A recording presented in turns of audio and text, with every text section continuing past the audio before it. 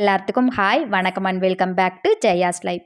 How to maintain relationship. நிறைய பேர்த்துக்கு இப்போ வந்து 2 பேர் பேசிக்கிறதுக்கே டைம் கிடைக்க மாட்டேங்குது. அது மட்டும் இல்லாமல் நிறைய ஃபோனு டிவின்னு வந்ததுக்கப்புறம் நம்ம வந்து பெருசாக ஃபேமிலி கூட டைம் ஸ்பெண்ட் பண்ணுற மாதிரி ஒரு ஃபீலே இருக்காது. ஏதாவது கோபமாக இருந்தாலும் சரி ஃபோன் எடுத்துகிட்டு போய் தனியாக ரூமில் உட்காந்து நோண்ட வேண்டியதாக இருக்குது. இல்லை வேறு ஏதாவது ஒரு நிகழ்வாக இருந்தாலும் சரி ஃபோனோடையே போகிற மாதிரி ஒரு மாதிரி இருக்குது. ரிலேஷன்ஷிப் அப்படின்னு சொல்லும்போது ஃப்ரெண்ட்ஸு, அதுக்கப்புறம் ரிலேட்டிவ்ஸு, ஹஸ்பண்ட் அண்ட் ஒய்ஃப், குழந்தைகள் இந்த மாதிரி நிறைய டாபிக் போய்க்கிட்டே இருக்கும். நான் இன்றைக்கி உங்கள்கிட்ட ஷேர் பண்ண போகிற 2 டாபிக் வந்து பார்த்திங்க அப்படின்னா ஹஸ்பண்ட் அண்ட் கிட்ஸு தான் சொல்ல போகிறேன். எதுக்காக அப்படின்னா நாம் இப்போல்லாம் வந்து நிறைய குழந்தைங்க கிட்டேயோ ஹஸ்பண்ட் கிட்டேயோ பேசுகிற டைமே வந்து ரொம்ப கம்மியான மாதிரி ஃபீல் பண்ணுறோம். அது மட்டும் இல்லாமல் ஃபீல் பண்ணுறதையும் தாண்டி அதுதான் உண்மை. இப்படி நிறைய பேசாமல் இருக்கிறதுனாலேயே நிறைய மிஸ் அண்டர்ஸ்டாண்டிங் வந்து வர ஸ்டார்ட் ஆகுது. ஸோ இதுக்காக நான் உங்களுக்கு ஒரு 8 டிப்ஸு சொல்லலாம் அப்படிங்கிற மாதிரி தான் இருக்கிறேன். இப்போ டிப்ஸுக்குள்ளே போயிடலாங்களா? ஃபஸ்ட்டு வந்து பார்த்தீங்க அப்படின்னா அவைங்க என்ன சொல்கிறாங்க அப்படிங்கிறத கேட்டாலே போதும். அவங்களுக்கு ஒரு பெரிய ரிலாக்சேஷனாக இருக்கும். இல்லைன்னா நாம் ஒரு விஷயம் சொல்லணும், அவர் வரட்டும்னு வெயிட் பண்ணிகிட்டே இருக்கிற மாதிரி இருக்கும். வந்த உடனே ஆஃபீஸ் டென்ஷனில் நாம் அது தெரியாது நம்மளுக்கு அங்கே என்ன டென்ஷன் என்ன ஏதுன்னு எல்லாத்துக்கும் நமக்கு அந்த ஆர்வம் தாங்க முடியாமல் எப்படா வருவாங்க நமக்கு பிடிச்சவங்க அவங்கக்கிட்ட சொல்லியே ஆகணுங்கிற ஒரு எக்ஸைட்மெண்ட்டில் இருப்போம். வந்த உடனே சொல்லும்போது உனக்கு வேறு வேலையே இல்லையா இப்போ தானே நான் வந்தேன் அப்படிங்கிற மாதிரி சொல்லிட்டோம் அப்படின்னா நமக்கு ரொம்ப மனசு வலிக்கிற மாதிரி ஆயிரும். அது மட்டும் இல்லாமல் ரொம்ப கஷ்டமாயிரும். அதுக்கப்புறம் எந்த ஒரு டாப்பிக்காக இருந்தாலும் இல்லை சொல்லலாமா வேண்டாமா அவர் என்ன ரியாக்ட் பண்ணுவார் அப்படிங்கிற மாதிரி வந்து யோசிக்கிற மாதிரி இருக்கும். அப்படி இல்லாமல் நீங்களே இருந்தாலும் சரி குழந்தைகிட்டையாக இருந்தாலும் சரி கொஞ்சம் அவங்க என்ன சொல்கிறாங்க அப்படிங்கிறத காது கொடுத்து கேட்டோம் அப்படின்னாலே நிறைய பிரச்சனைகள் வந்து இங்கே இருக்கவே இருக்காது. அது மட்டும் இல்லாமல் நிறைய மன வருத்தங்களும் இருக்காது. 2வது டாபிக் வந்து பார்த்திங்க அப்படின்னா நேர்மையான ஒரு கான்வர்சேஷன்.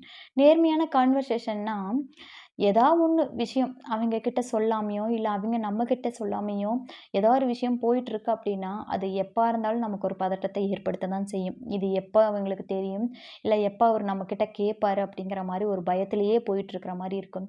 அந்த பயம் தேவையில்லை. எப்போ இருந்தாலும் தெரிஞ்சால் என்ன நடக்குமோ அதுதான் நடக்க போகுது. அதனால் நம்ம வந்து இதுதான் அப்படிங்கிறத சொல்லிட்டோம் அப்படின்னாலே பாதி ப்ரெஷர் நமக்கும் இருக்காது. அவங்களுக்கும் வந்து அந்த விஷயம் தெரிஞ்ச மாதிரி ஒரு ரிலாக்ஸேஷனாக இருக்கும். 3 வந்து அன்பு அண்ட் பரிவு. அன்பு அன்பு அப்படிங்கிறது எப்படின்னா, இப்போ வந்து பார்த்தீங்க அப்படின்னா, அவங்க கிட்ட ஏதாவது ஒரு நல்ல விஷயம் பண்ணியிருப்பாங்க குழந்தைங்க. ஒரு சின்ன ஒரு டிராயிங் வரைஞ்சிருப்பாங்க. அத நம்மளுக்கு பாராட்டுறக்கு மனசு வராது. ஆனா, பக்கத்து வீட்டு பையன் நல்லாவே டிராயிங் வந்து வரைஞ்சிருப்பான். அவன மாரி நீ வரையல அப்படின்னு சொல்லிட்டு, அத வந்து இழிவுபடுத்துற மாரி பேசுறது. அதாவது நமக்கு ஒரு ஆதங்கம். அவன்லாம் நல்லா படிக்கிறான், நம்ம படிக்கல. அவங்கலாம் நம்மக்கிட்ட இப்படி பேசுறாங்க. என் பையன்லாம் நல்லா படிக்கிறான் அப்படிங்கிற மாரி அப்படின்ட்டு. அந்த ஒரு ஆத்திரத்தில வந்து குழந்தைகிட்ட பேசிருவோம். ஆனா, அங்க நாம வந்து அந்த பையனுக்கு குடுக்க வேண்டியது நம்மளோட அன்பு தான். நம்மளோட லவ் அங்க அவனுக்கு குடுக்கும்போது இன்னும் இன்னும் நெறையா அம்மா நம்மள பாராட்டுறாங்க அப்படின்னு சொல்லிட்டு இன்னும் இன்னும் நெறைய வந்து அவன் பண்ண ஸ்டார்ட் பண்ணுவான். இதே வந்து நம்ம எதுக்கு எடுத்தாலும் அவன திட்டிக்கிட்டே இருக்கோம் அப்படின்னா, என்ன பண்ணுனாலும் இவங்க திட்ட தான் போறாங்க. அதுக்கு பண்ணாமயே இருந்துக்கலாம் அப்படின்னு சொல்லிட்டு அந்த குழந்தை பண்ணவே பண்ணாது. இது குழந்தைக்கு மட்டும் இல்ல, ஹஸ்பண்ட் அண்ட் ஒய்ஃப்க்கும் வந்து இந்த ஒரு நல்ல ஒரு கான்வர்சேஷன் இருந்துச்சு அப்படின்னா, இந்த ஒரு புரிதல் இருந்தது அப்படின்னா, அது வந்து பெஸ்ட்டா இருக்கிற மாரி இருக்கும். பரிவு அப்படிங்கிறது வந்து பார்த்தீங்க அப்படின்னா, என்ன பொறுத்தளவுக்கு ஏதாவது ஒரு தப்பு பண்ணிட்டாங்க, ஓகே. அது வந்து தெரியாம பண்ணிட்டாங்க. அத விட்டு மன்னிச்சுட்டு, ஓகே இதுதானே, இதெல்லாம் நாங்களும் பண்ணுன தப்பு தான். இன்க்கு அதாவது என்ன சொல்ல வரேன்னா, பேனாவுல ஒரு இங்க் வந்து கொட்டிருச்சு. அதுக்காக அந்த ட்ரெஸ்ஸு வீணா போச்சேன்னு சொல்லிட்டு நமக்கு கோவம் வரத்தான் செய்யும். ஏன்னா, அதோட காஸ்ட்டு நம்மளுக்கு தெரியும் இல்லைங்களா? நம்ம ஃபேமிலி இருக்கிற சிச்சுவேஷன் எல்லாமே நம்மளுக்கு புரியுது. இருந்தாலும் வந்து அந்த குழந்தைகிட்ட ஓகே இந்த இந்த சிச்சுவேஷன் எல்லாம் வந்து நாங்களும் ஃபேஸ் பண்ணி வந்தது தான். பரவால்ல விடு. இதுக்காக நீ எந்த worryயும் பண்ணிக்க வேண்டாம் அப்படிங்கிற மாரி சொன்னாலே போதும். அது வந்து அவன வந்து அணைச்சு குடுக்குற மாரி ஆயிரும். அது மட்டும் இல்லாம அவனுக்கு வந்து அந்த ப்ரெஷர்லேருந்து கொஞ்சம் கம்மியான மாரி ஆயிரும். ஓகே அப்படிங்கிற மாரி. அவன் வந்து அந்த இங்க்கு கொட்டினது கூட அவனுக்கு அது மறந்து போயிரும். ஆனா வீட்டுக்கு போனா அம்மா என்ன சொல்லுவாங்க, அப்பா என்ன சொல்லுவாங்க அப்படின்னு நினைக்கும்போதே அவனுக்கு வந்து எச்சா ஒரு மாரி பதட்டம் மாரி வர ஆரம்பிச்சுரும். இது வந்து நம்ம ஹஸ்பண்ட் அண்ட் ஒய்ஃப்க்குமே சொல்லலாம். அவர்கிட்ட சொன்னா எப்படி இருக்கும்? கம்ஃபர்டபுளா ஃபீல் பண்ணுவாரா? என்ன ஏதுன்னு மனசுல வச்சு குழப்பிக்கிட்டே இருக்கிறதுக்கு, ஒரு ஆறுதலான 4 வார்த்தை வந்து 2 பேருமே மாத்தி மாத்தி பேசம்போது, ஒரு மாரி கம்ஃபர்டபுளா இருக்கிற மாரி இருக்கும். அந்த ப்ராப்ளமே இல்லாத மாரி இருக்கிற மாரியும் ஒரு ஃபீலா இருக்கும். 4த் ஒன் பார்த்தீங்க அப்படின்னா, மன்னிப்பது. அதாவது சாரி கேட்கறது, அட்ஜஸ்ட் பண்ணிக்கிறது. இது மட்டும் தான். ஓகே. நான் தான் பண்ணிட்ட தப்பு அப்படிங்கிறத சாரி கேட்கறது. ஈகோ இல்லாம 2 பேரும் ஈகோ இல்லாம விட்டு கொடுத்து நான் தான் ஓகே அப்படிங்கிற மாரி போயிறது வந்து ரொம்ப நல்லது. இருந்தாலும் ஒரு சில சமயத்தில வந்து அத ஏத்துக்கவே முடியாது. அது எப்படி என் மேல தப்பே இல்ல, இருப்பினும் என்ன சொன்னா எப்படி இருக்கும் அப்படின்னா, நம்ம ஃபேமிலி நாம 2 பேரும் தான் லைஃப் ரன் பண்ண போறோம். 2 பேரும் பேசி என்ன பிரச்சனையா இருந்தாலும் சாரி கேட்டு அத வந்து ஈகோ இல்லாம முடிச்சுக்கிட்டோம் அப்படின்னா, அது தேர்ட் பெர்சன் கிட்டயும் போகாது. அது மட்டும் இல்லாம நம்ம ஃபேமிலி வந்து ஹெல்த்தியா மெயின்டெயின் ஆகுற மாரி இருக்கும். சரி, சின்ன சின்ன தவறு தான். அத நம்மளே பொறுத்துக்கலாம் அப்படிங்கிற மாரி ஒரு மென்டாலிட்டி வந்துருச்சு அப்படின்னா, வயசுல பெருசானவங்களா இருக்கட்டும், நம்ம வீட்ல பெரியவங்க, சின்னவங்க ஏதாவது ஒரு தப்பு பண்ணியிருந்திருப்பாங்க. ஆனா, இவ்வளோ வயசாயும் இந்த விஷயமெல்லாம் தெரியாம இருக்கிறாங்களே அப்படின்னு சொல்லிட்டு ஒரு வகையில வந்து கோவம் வந்தாலும், ஓகே. இப்படி சின்ன தப்பு பண்ணிட்டாங்க. அத அட்ஜஸ்ட் பண்ணி போய்க்கலாம் அப்படிங்கிற மாரி இருக்கும். ஆனா, எல்லாத்துக்கும் அட்ஜஸ்ட் பண்ணணும் அப்படிங்கிறது வந்து அந்தந்த சூழ்நிலைய பொறுத்தது தான். இருந்தாலும் சின்ன சின்ன ஒரு விஷயங்கள் வந்து பொறுத்து போயிட்டோம் அப்படின்னா, ஒரு சின்ன சின்ன சண்டைகள் இல்லாம இருக்கும். அதனால நம்மளுக்கு கெட்ட பேர் இல்லாத இருக்கிற மாரி இருக்கும்.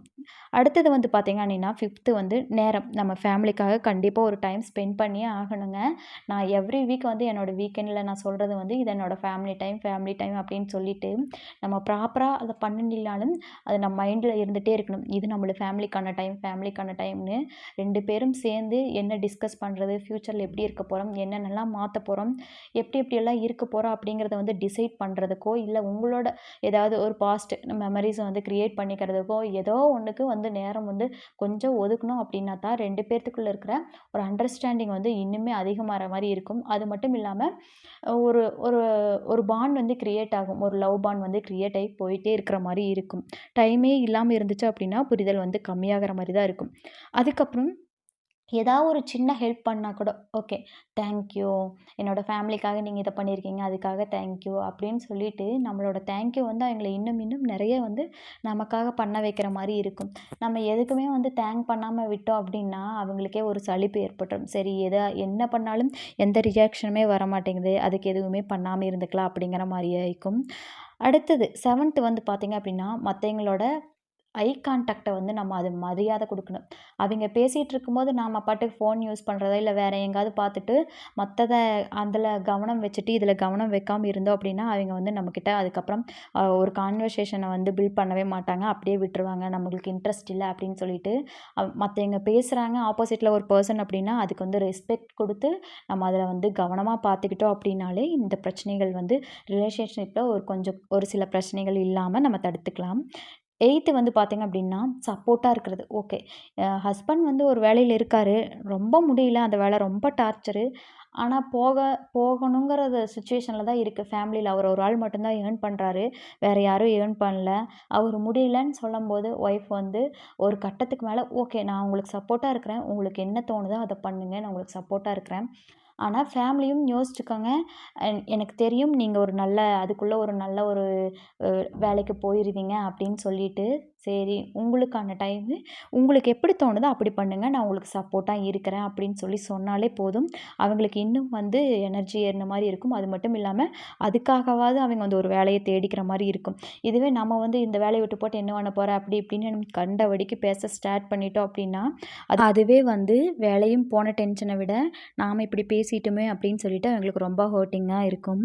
இந்த மாரி ஒரு சில விஷயங்கள் எல்லாம் வந்து ரிலேஷன்ஷிப்ல மெயின்டெயின் பண்ணணும் அப்படின்னா, இனிமே வந்து ஸ்ட்ராங்கா இருக்கிற மாரி இருக்கும். நெறைய சண்டைகள வந்து தவிர்க்கிற மாரி இருக்கும். அது மட்டும் இல்லாம நெறைய ஒரு நல்ல ஒரு அண்டர்ஸ்டாண்டிங் வந்து இருக்கிற மாரி இருக்கும். நான் வந்து ஒரு 8 டிப்ஸ் உங்க கூட நான் ஷேர் பண்ணியிருக்கேன். கண்டிப்பா இந்த வீடியோ உங்களுக்கு பிடிக்கும்னு நெனைக்கிறேன். பிடிச்சிருந்தா லைக் பண்ணிக்கோங்க, ஷேர் பண்ணிக்கோங்க, கமெண்ட் பண்ணிக்கோங்க. Thank you.